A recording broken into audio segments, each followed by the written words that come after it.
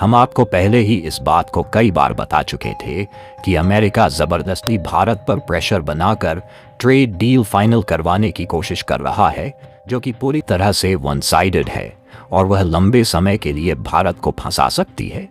और वह भी ठीक उसी तरह जिस तरीके से अमेरिका ने इंडोनेशिया को अपने जाल में फंसा लिया है।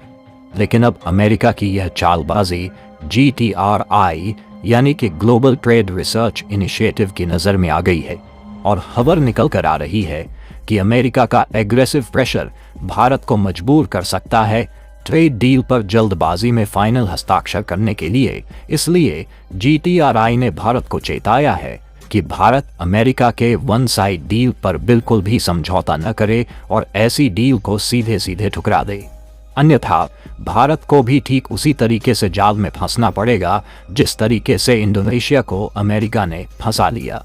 और GTRI के द्वारा इस तरीके की चेतावनी मिलने के बाद एक बार दुनिया में सनसनी फैल चुकी है कि जब अमेरिका की चालबाजी सामने आ चुकी है तो क्या भारत अब अमेरिका के साथ डील तोड़ देगा? तो चलिए इन सभी सवालों का जवाब जानने के साथ साथ यह भी समझते हैं कि आखिरकार इंडोनेशिया को अमेरिका ने कैसे अपने जाल में फंसाया और उसी तरीके से कैसे भारत को फंसाया जा रहा है।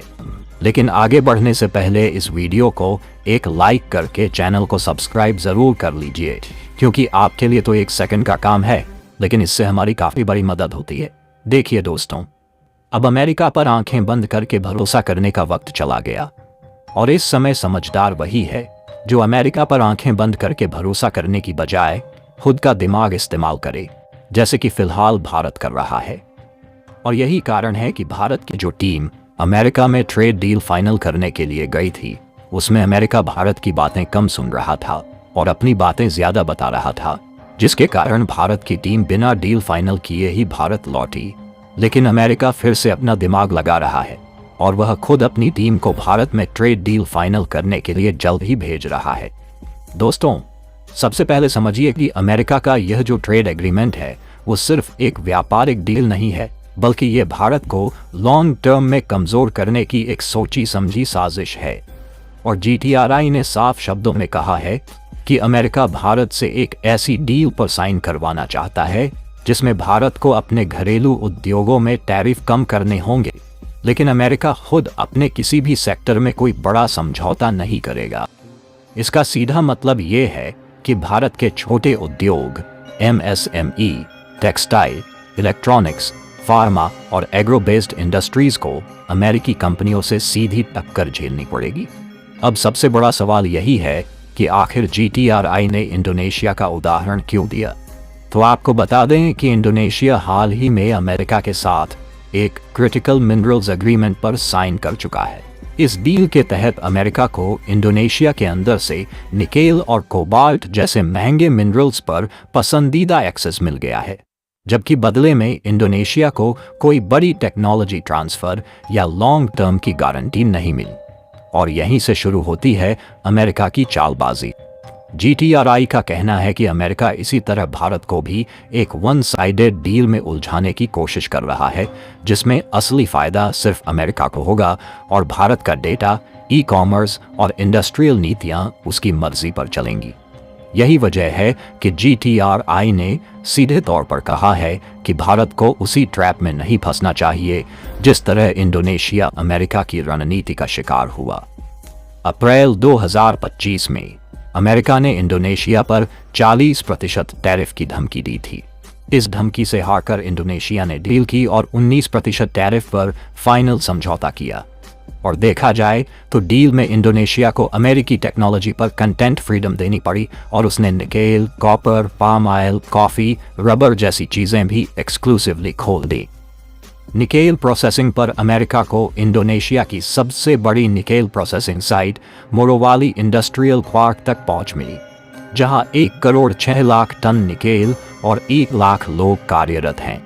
समझौते में यह शर्त रखी गई है कि इंडोनेशिया अमेरिकी निर्यात पर अपने 99% टैरिफ हटा देगा, जिससे उसे अमेरिकी औद्योगिक, तकनीकी और कृषि उत्पादों के लिए अपने बाजार तक लगभग पूरी पहुंच मिल जाएगी। बदले में अमेरिका इंडोनेशियाई वस्तुओं पर 19% टैरिफ लागू करेगा। साथ ही इंडोनेशियाई निर्यात पर अमेरिकी MFN भी टैरिफ लागू होते रहेंगे।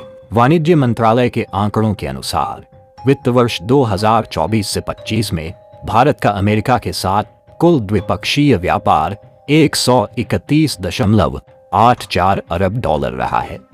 भारत का अमेरिका को निर्यात 86.1 अरब डॉलर रहा, जो वित्त वर्ष 2023 से 24 में से 11.6% अधिक है, जबकि भारत का अमेरिका से इंपोर्ट 45 अरब डॉलर रहा, जो वित्त वर्ष 2023 से 7.44% अधिक है।